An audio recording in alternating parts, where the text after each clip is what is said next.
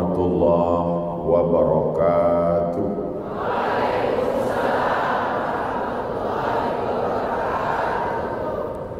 Alhamdulillah wassalatu wassalamu ala Rasulillah sayyidina wa maulana Muhammad ibni Abdillah wa ala alihi wa sahbihi wa man da'a bi da'watihi wa istanna bi sunnatihi ila yaumi liqa'i rabbih. Allahumma faqihna fid din wa 'allimna at-ta'wil warzuqna fahmal mursalin. Subhanaka la nuhsi sana'an kama asnaita ala nafsi ya akramal akramin. Yang sama-sama kita hormati Sayyidi Al-Habib Rifqi Al-Hamid beserta para ustaz yang sudah membimbing, mendidik anak-anak kita. Bapak-bapak, ibu-ibu yang berbahagia karena melihat anak-anak kita semua hari ini khatam Al-Quran. Mudah-mudahan kita mendapatkan limpahan rahmat dari pembacaan Al-Quran tadi. Dulu saya dibawa oleh almarhumah ibu saya dalam acara anak kecil khatam Quran di kampung saya, tapi tidak semewah acara di Ambon.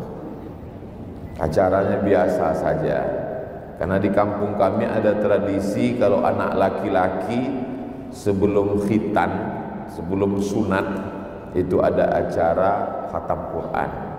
Hanya di rumah, tidak di hotel. Sederhana. Jadi anak disuruh baca dari surat Ad-Duha. La ilaha illallah wallahu akbar. Bismillahirrahmanirrahim. Wad-duha wal-laili idza saja. Saya setiap acara khatam Quran ikut. Dimanapun acara khatam Quran ibu saya pergi, saya ikut. Saya tidak mengerti apa itu yang dibaca, apa acaranya, masih kecil. Tapi yang pasti ada pembagian telur ayam dan pulut kuning. Tapi suatu hari saya merasa ketakutan. Ini orang ini bisa baca dari Ad-Duha sampai ke An-Nas, dilihat orang ramai. Nanti kalau saya kelas 6 SD tamat juga akan begitu, apa saya bisa? Ada ketakutan. Ketika saya takut, pilihannya dua. Berarti saya mesti belajar.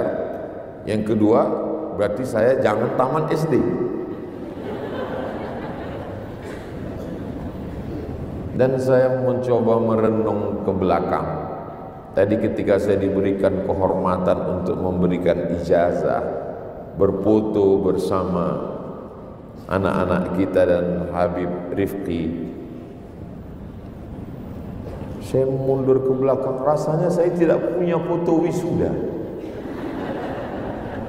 Saya tidak menyalahkan ibu saya tidak menyalahkan ayah saya juga tidak menyalahkan takdir saya, tapi saya mesti balas dendam. Maka setiap ada acara anak wisuda, saya mesti hadir. Walaupun di rumah saya tidak ada foto saya wisuda SD, wisuda TK, wisuda khatam Quran, maka setiap anak-anak yang wisuda, gambar saya mesti ada dengan mereka.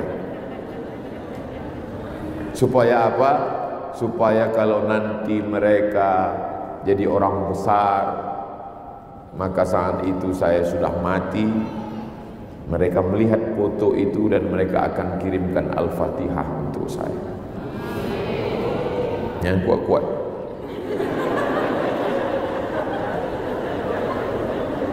Hari ini Habib Rifqi Al-Hamid ingin membuat sejarah. Sejarah untuk anak-anak kita, bahwa di Ambon begini tradisi. Saat Covid melanda, tidak boleh ada kerumunan. Saya pun takut datang. Habib Rifqi Al-Hamid tetap membuat acara khatam Quran. Kata security tidak boleh lebih dari 200, tidak apa-apa. Akhirnya kita duduk. Hari ini setelah tidak lagi ada Covid, kita berkumpul bersama acara khatam Quran. Panjang umur sehat badan, setiap tahun akan ada acara khatam Quran. Tapi ada yang beda di tahun 2024 nanti. Kita acara khatam Quran di tepi pantai Liang. Insya Allah. Saya sudah survei tempat tadi. Kata Habib Rifki, Ustaz Somad, nanti kita terbang dari Langgur langsung ke Ambon. Kita ada acara di hotel. Saya bilang tidak.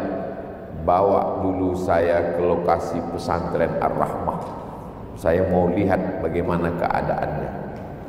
Akhirnya kata Habib Rifki, kalau kita ke pesantren Ar-Rahmah berarti kita terlambat makan. Kalau gitu kita beli nasi bungkus, kita makan di tepi pantai. Makan di rumah makan itu biasa, mana paten.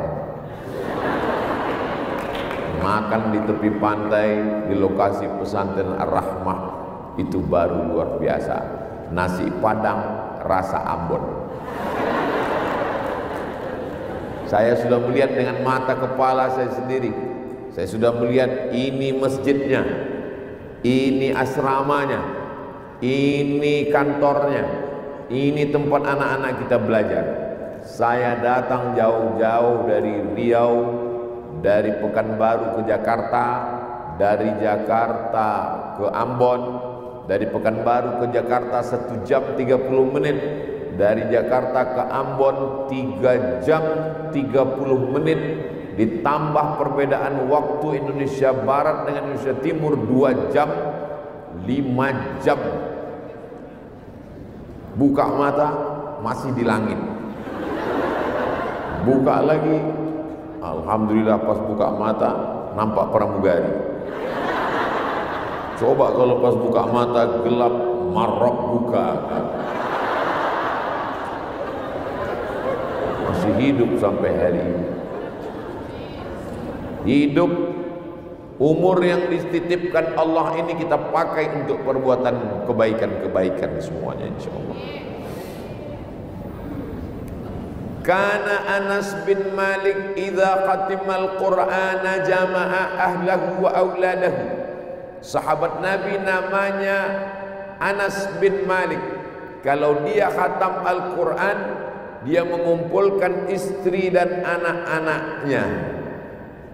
Wa yad'u, dan berdoa bersama. Itulah dalil perbuatan kita hari ini. Jadi nanti kalau ibu bapak pulang ada yang nanya, dari mana? Dari acara khatam Quran. Apa dalilnya? Kalau bisa jawab, jawab. Kalau nggak bisa, ngamuk aja. Dalilnya adalah Anas bin Malik ketika dia khatam Quran, dia kumpulkan istri dan anak-anaknya, berdoa supaya mendapatkan rahmat dengan khatam Al-Quran. Kalau anak-anak ibu nanti selesai murajaah, mengulangi hafalannya, 1 hari 2 juz, 1 bulan khatam 2 kali, 1 tahun khatam 24 kali. Anak ibu 1 hari ngulang berapa? 2 juz. Masya Allah. Ibu berapa? 3 juz. Juz mangga, juz melon, juz belimbing. Maka orang yang paling beruntung adalah orang yang melahirkan anak penghafal Al-Quran. Habib Rifki Al-Hamid dikirim Allah Subhanahu wa taala ke kota Ambon ini, zuriat keturunan Rasulullah sallallahu alaihi wasallam, untuk membimbing anak-anak kita. Saya terus terang kalau ceramah, tabligh akbar, tausiah insyaallah sanggup. Tapi kalau untuk membimbing anak-anak, saya pernah diundang di acara khataman anak TK. Dipanggil sama protokol. Berikut ini mari kita dengarkan tausiah yang akan disampaikan oleh Al-Mukarram Ustadz Abdul Somad. 5 menit saya ngomong, gak ada satupun yang peduli. Ayo udah serius, marilah kita bersyukur kepada Allah. Dia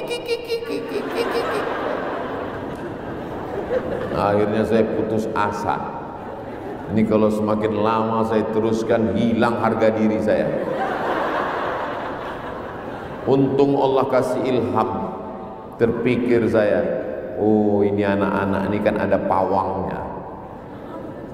Saya tanya, mohon maaf ya, ada kepala sekolahnya. Tiba-tiba datang ibu kepala sekolah kecil. Lalu ibu-ibu itu, anak-anak, tepuk anak soleh. Anak soleh. Diam semua. Di situ saya betul-betul ditegur Allah SWT. Hai Abdul Somad, kau sangka kau sudah hebat betul, kau belum ada apa-apanya. Inilah ibu yang bisa mendidik. Yang melahirkan mungkin ibu, yang mengandung mungkin ibu, yang menyusukan mungkin ibu, tapi yang membuat anak ibu bisa hafal Quran belum tentu ibu. Saya ketika saya suruh anak saya, coba baca wailul lil mutaffifin alladzina idza iktalu 'alan nas yastawfun walladzina idza kaluhum aw wazanuhum yukhsirun. Dia baca terus tanpa melihat, seperti anak-anak kita tadi ketika dites oleh Habib. Meleleh air mata saya, sedih saya haru. Saya cari gurunya, datang saya ke sekolah, saya mau ungkapkan terima kasih, mau saya cium tangannya. Sampai di sekolah nggak jadi, gurunya perempuan.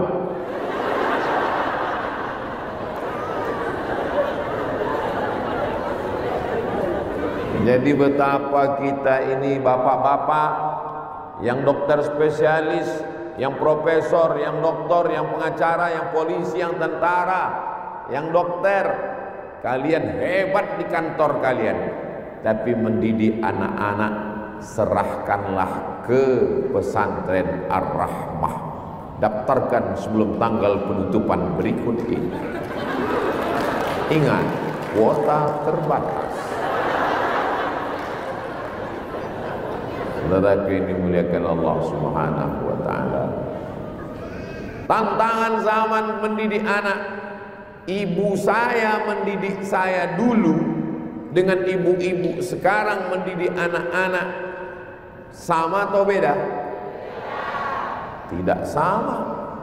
Kenapa begitu? Karena yang merusak kepala saya dulu hanya satu: unyil, ucrit, usro, Pak Ogah, Pak Raden. Itu pun munculnya hanya hari Ahad sampai jam 12 siang, ditutup dengan Tuan Baron Little Missy. Ingat, yang ingat udah tua, yang sekarang nggak tahu. Tahun 1990 saya tamat SD, kelas 1 SMP, mulai anak-anak cabut karena hari Senin, Selasa, Rabu jam 11 mulai ada film Mahabharata TPI. Betul, sudah tua juga. Tapi sekarang internet, medsos, FB, Instagram, Telegram, miligram, kilogram merusak kepala anak-anak kita. Dulu mereka buatkan internet, mereka sebarkan video, gambar yang merusak. Mereka buatkan YouTube supaya melalui YouTube ini mereka sebarkan perbuatan maksiat. Mereka menganggap dengan membuat internet dan YouTube, grup-grup WhatsApp akan bertebaran kejahatan sehingga orang jauh dari agama. Tapi hari ini apa yang terjadi? Orang Ambon, orang Langgur, orang Tual kenal Abdul Somad melalui YouTube. Senjata yang menurut mereka akan membunuh dakwah, membunuh Islam, justru dipakai untuk syiar Islam. Allahu Akbar. Jadi kalau begitu YouTube tidak merusak, kalau begitu Instagram tidak merusak. Dengan cara apa? isi konten-kontennya dengan solawat. Suara Sayyidi Al-Habib Syauqi Al-Idrus, Allah, lembutnya suara. Saya begitu mendengar suaranya tadi, andailah saya punya suara seperti itu. Burung-burung merpati yang terbang jatuh ke bawah, lupa mengepakkan sayapnya. Luar biasa. Saya menonton beliau setiap di rumah, kalau pergi jalan di kendaraan, istri saya pasti menghidupkan selawat, Allahumma sholli ala Sayyidina Muhammad. Ketika acara 1 abad 100 tahun Nahdlatul Ulama, itu selalu kami hidupkan supaya anak kami mendengar selawat itu. Siapa itu? Ini Habib Syauqi Al-Idrus dari Ambon. Masya Allah, hari ini melihat nyata, ternyata lebih ganteng dari videonya. Suaranya lebih lembut lagi, Masya Allah. Mudah-mudahan anak-anak kita terinspirasi, Insya Allah. Anak yang sudah dididik mendengarkan sholawat, maulid, menghormati Habib, menghafal Al-Quran, menghatamkan Al-Quran, jangan dirusak oleh ayah ibunya di rumah. Jangan guru-guru kita seperti membangun istana pasir di tepi pantai, cantik istananya, tapi begitu datang ombak hancur lebur, tak bersisa, tak berkeping. Mereka sudah sulit mendidik. Lihatlah, jilbabnya panjang, hafal Quran, tiba-tiba di rumah dia lihat ibunya rambutnya macam sarang tawon. Mereka sudah diajar pakai jilbab panjang. Pulang dia sekolah, dia lihat, susah dia membedakan ini orang apa mak lampir. Pakai baju you can see, you kamu can bisa see, melihat, you can see, kamu bisa melihat ketiak saya. Dia lihat pula bapaknya pakai celana pendek hitam, hitam-hitam setampuk manggis, sudahlah hitam lututnya berkudis. Bagaimana kita berdoa Rabbi habli minas shalihin? Anak-anak itu adalah cermin orang tuanya. Karena kita tidak sanggup mendidik, mengajarnya, maka kita serahkan ke lembaga. Kalau mau menyerahkan ke lembaga, pastikan 3. Yang pertama, akidahnya mesti ahlus sunnah wal jamaah. Jangan serahkan kepada Syiah, jangan serahkan kepada aliran sesat, jangan serahkan kepada Wahabi, jangan serahkan kepada kelompok-kelompok sempalan. Ahlus sunnah wal jamaah. Yang kedua, fikihnya, sholatnya, wuduknya, tayamumnya bermazhab Syafi'i. Akhlakul karimahnya bertasawuf sunni, Imam Abu Hamid Al-Ghazali, Ihya Ulumuddin. Itu insya Allah diajarkan di pesantren Ar-Rahmah. Ustaz kok sudah 2 kali sebut Ar-Rahmah? Dia memang setiap 5 menit sekali disebut. Saya ada kesempatan 15 menit karena waktu maghrib sudah mau masuk. Ustaz ingatkan ini semua tradisi yang baik-baik ini. Di tempat saya, di kampung saya dulu tradisi anak khatam Quran ketika taman SD, pas libur panjang mau masuk SMP. Tapi kalau yang perempuan itu khatam Qurannya sebelum acara akad nikah. Acara nikah itu panjang sekali seremonialnya.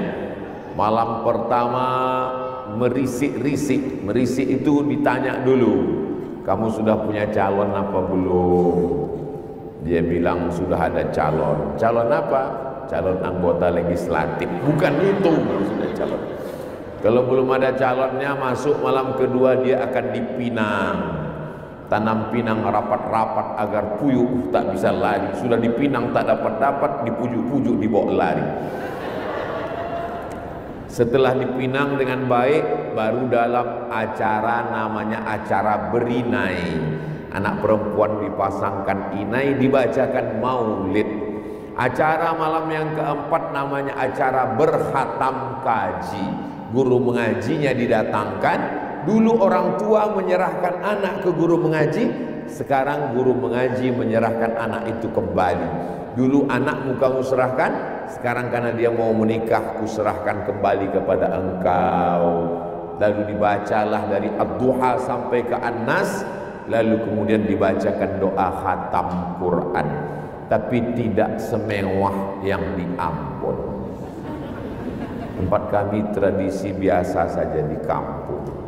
Makanya hari ini saya bangga sekali.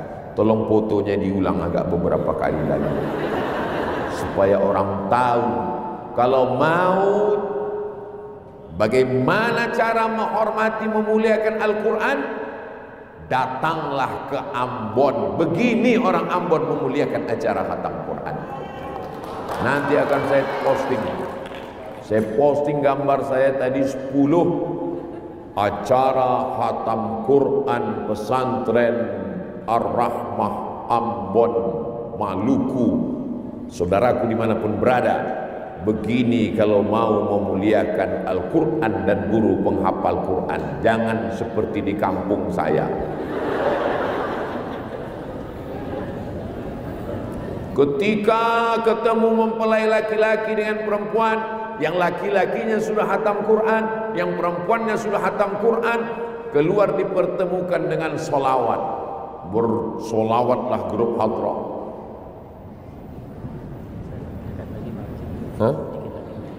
Jangan kemana-mana, kita lanjutkan setelah sholat maghrib acara malam nanti. Terima kasih atas segala perhatian. Mohon maaf segala kesilapan. Assalamualaikum warahmatullahi wabarakatuh.